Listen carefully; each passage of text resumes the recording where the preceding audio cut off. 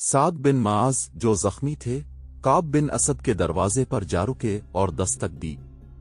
काब ने गुलाम को भेजने के बजाय खुद दरवाजा खोला। बन्नू कर्जा के सरदार साद बिन माज ने कहा, तेरे कबीले के बच्चे बच्चे ने देख लिया है कि तेरी बस्ती हमारे घेरे में है। क्या तो कह सकता है कि तूने वो गुनाह नहीं किया जिसकी सजा आज तेरे पूरे कबीले को मिलेगी?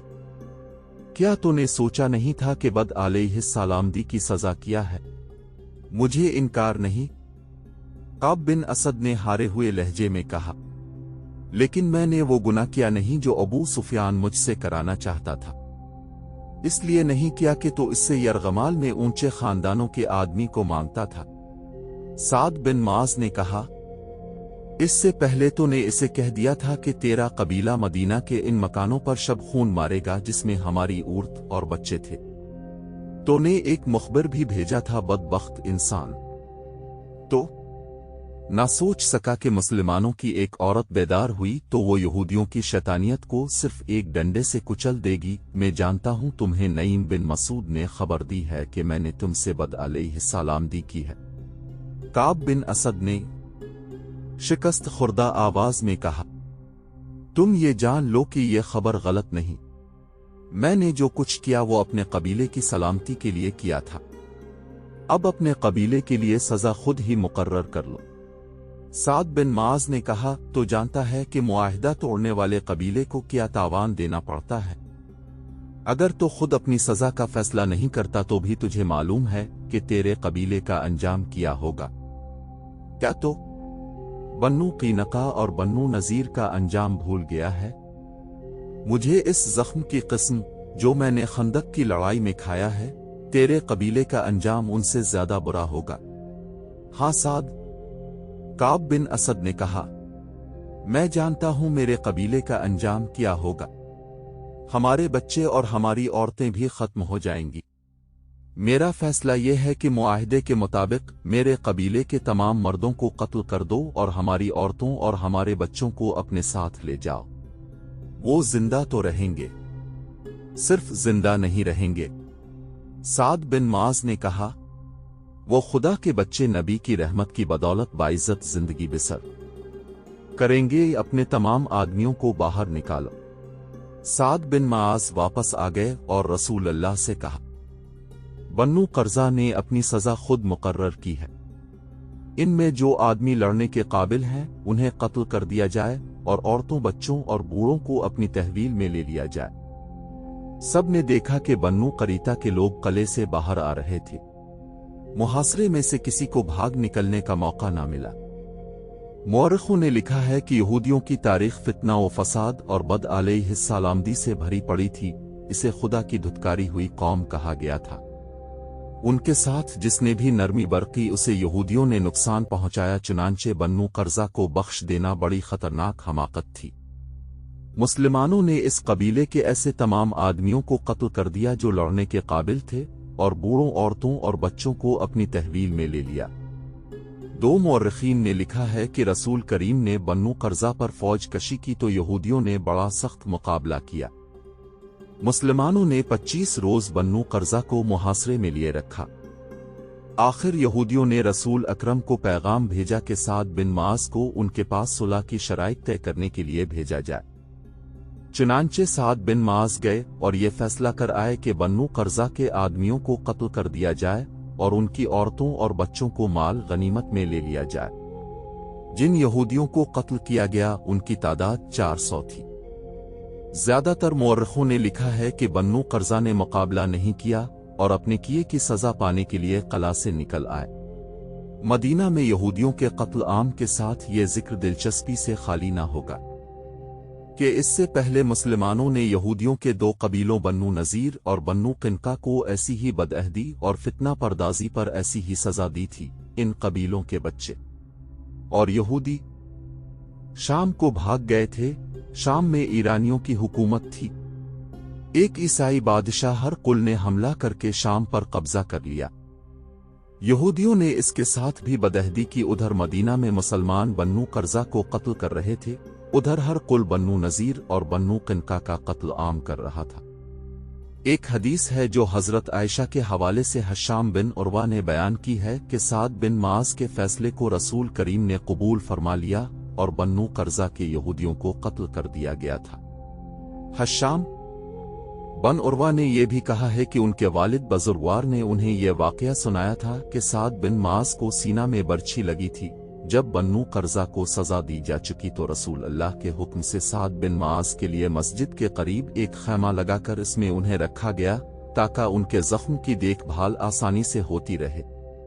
سعد بن معاذ اس خیمے میں لیٹ گئے لیکن اٹھ بیٹھے اور انہوں نے خدا سے دعا مانگی کہ ان کی ایک ہی خواہش ہے کہ ہر اس قوم کے خلاف لڑیں جو اللہ کے رسول کو سچا نبی نہیں سمجھتی، مگر لڑائی ختم ہو چکی ہے۔ انہوں نے خدا سے التجا کی کہ اگر میرے نصیب میں کوئی اور لڑائی لڑنی ہے تو مجھے اس میں شریک ہونے کے لیے زندگی عطا فرما، اگر یہ سلسلہ ختم ہو گیا ہے تو میرے زخم کو کھول دے کہ میں تیری راہ میں جان دے دوں۔ سعد بن معاذ کی یہ دعا 3-4 آدمیوں نے سنی تھی لیکن انہوں نے اسے اہمیت نہیں دی تھی۔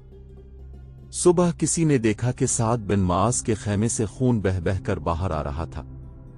خیمہ میں جا کر دیکھا، سعد بن معاذ شہید ہو چکے تھے۔ انہوں نے خدا سے شہادت مانگی تھی، خدا نے ان کی دعا قبول کر لی، ان کے سینے کا زخم کھل گیا تھا۔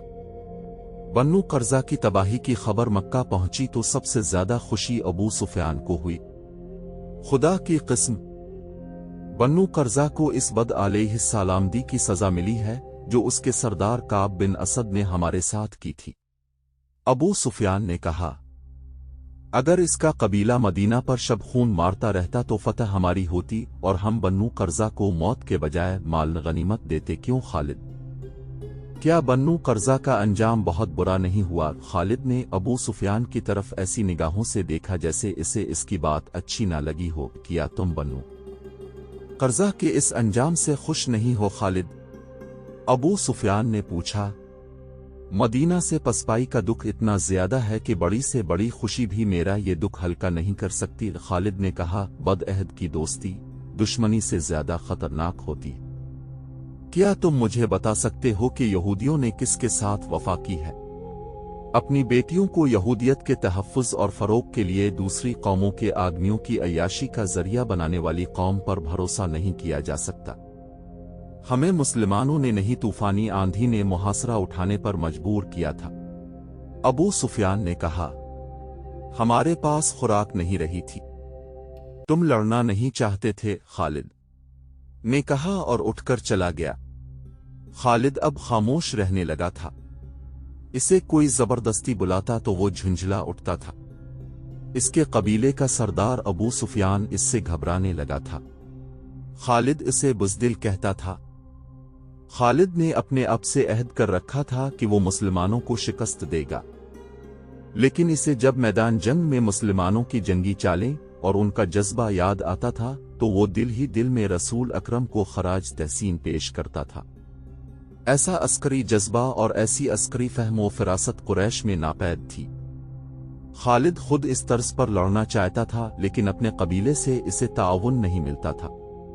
آج جب وہ مدینہ کی طرف اکیلا جا رہا تھا تو اسے مرک خندق سے پسپائی یاد آ رہی تھی۔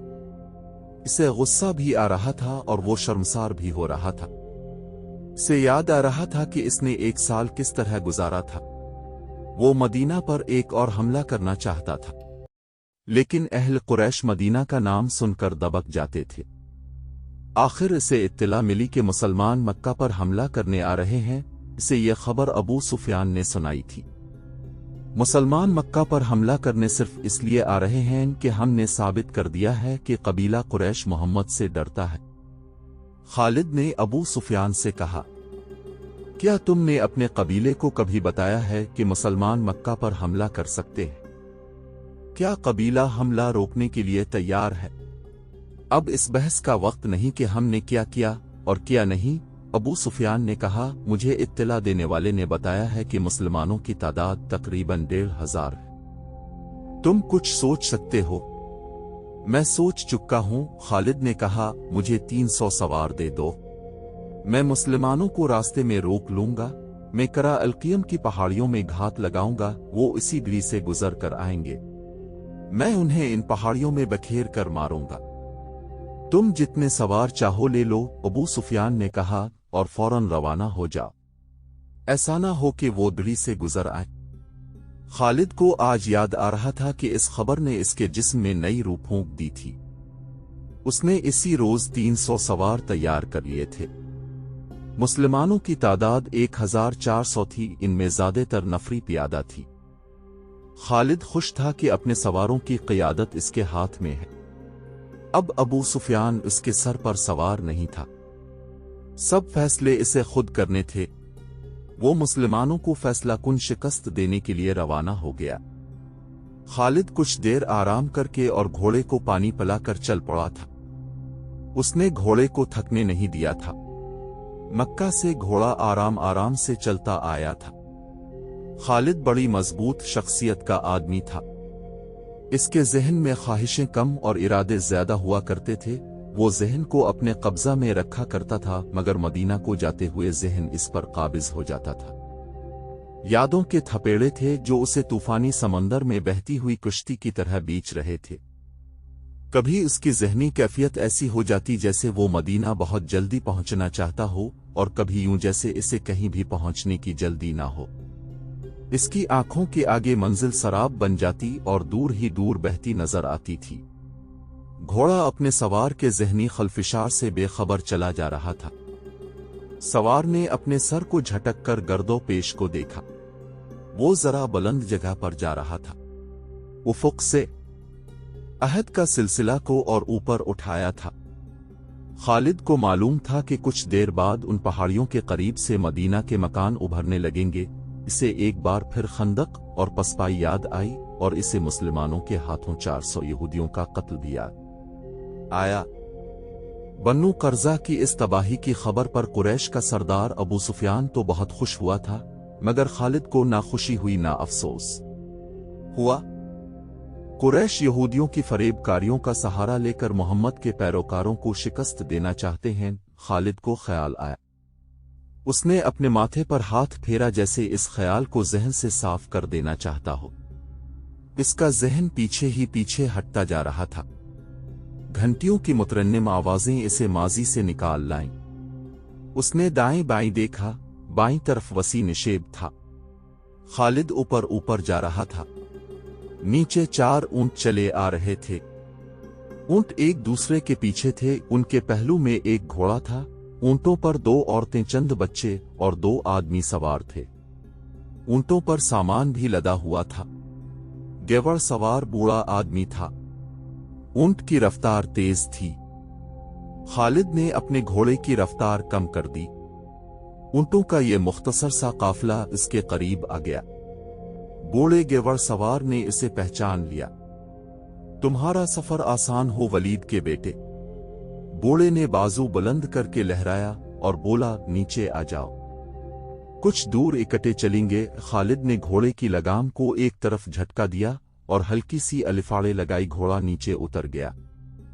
हा। खालिद ने अपना घोड़ा बूढ़े के घोड़े के पहलू में ले जाकर खुशी का इजहार किया और कहा, अबू जर्ज और सब तुम्हारा खानदान है? हाँ, बूढ़े अबू जर्ज ने कहा, ये मेरा खानदान है। और तुम खालिद बिन वलीद किधर का रुख किया है? मुझे यकीन है कि मदीना को नहीं जा रहे। मदीना में तुम्हारा क्या काम? ये कबीला गफान का एक खानदान था जो नक्ल मकानी करके कहीं जा रहा था।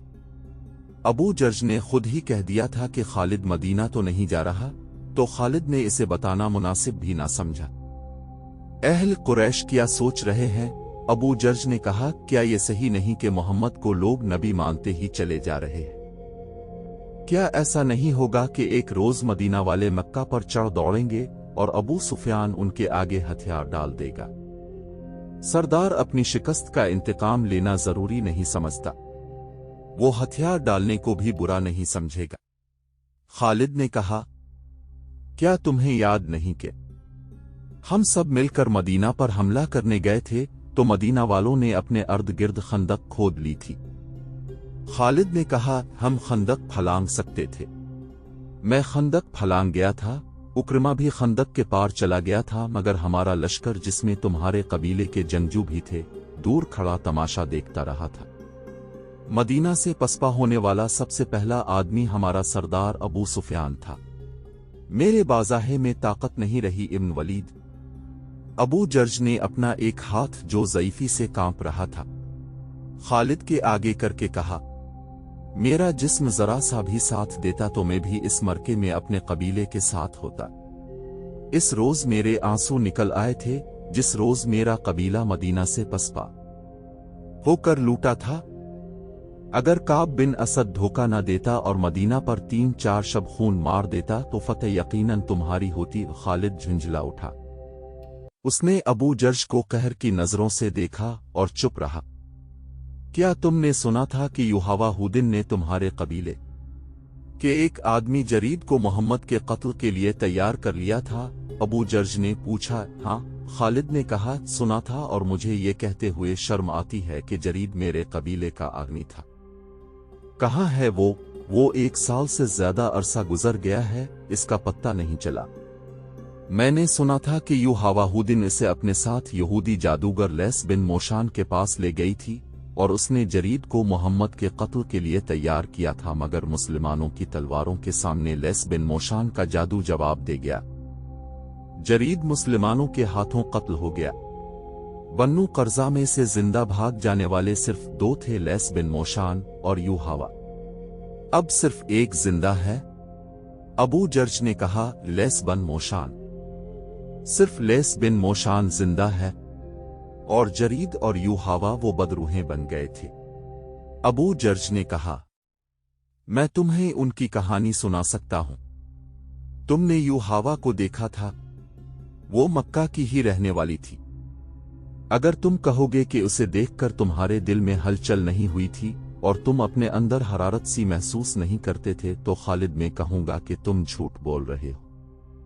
क्या तुम्हें किसी ने नहीं बताया था कि मदीना पर हमला के लिए गफान अहल कुरैश से क्यों जा मिला था और दूसरे कबीले के सरदारों ने क्यों अबू सुफियान को अपना सरदार तस्लीम कर लिया था? ये युहावा और इस जैसी 4 यहूदनों का जादू चला था। घोड़े और ऊंट चले जा रहे थे।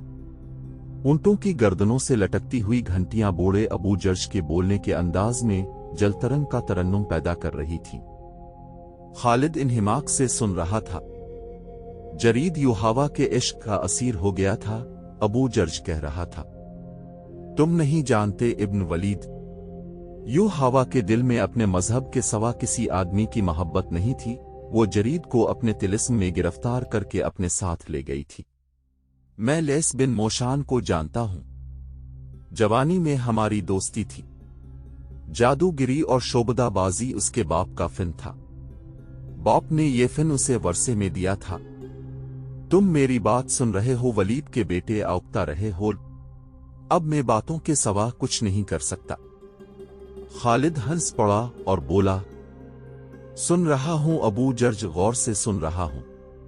ये तो तुम्हें मालूम होगा कि जब हमारे लश्कर को मुसलमानों की खंदक और आंधी ने मदीना का मुहासरा उठाकर पसपाई पर मजबूर कर दिया तो नबी करीम ने बन्नू कर्जा की बस्ती को घेर लिया था। अबू जर्ज ने कहा, लैस बिन मोशान और युहावा जरीद को वहीं छोड़कर निकल भागे।